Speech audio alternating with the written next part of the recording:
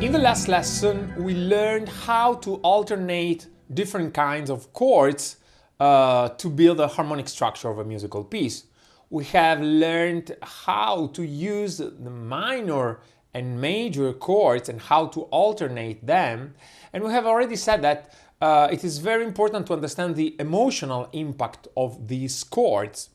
So we have another tool that we can alternate when working, when trying to build a harmonic structure of a piece, which is the kind of chords. So we have many tools on which we can work when we want to build a harmonic structure. And of course, we have learned how to do this in the case of major scale and harmonic minor scale. And these are two scales with a leading tone, and thanks to this, because of this, these two scales have a strong tonal sense. And for this reason, we have said that we can use the functional harmony, which is a very important which is a method, a very important method that allows us to understand the role of each chord inside the key and allow us to group different chords depending on the sense of rest or sense of tension that they have inside the key.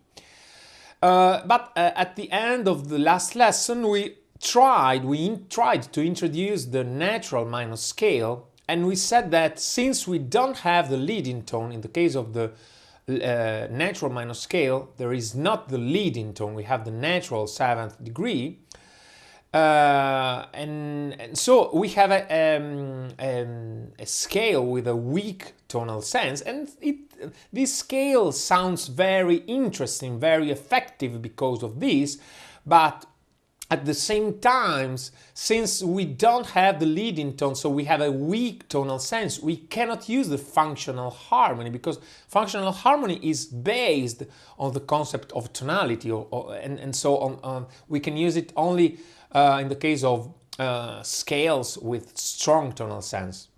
So how can we work now? How can we learn how to build a harmonic structure in the case of the natural minor scale? We have said that we have two choices. The first one is to use only our ear, but in this case we will be limited, of course.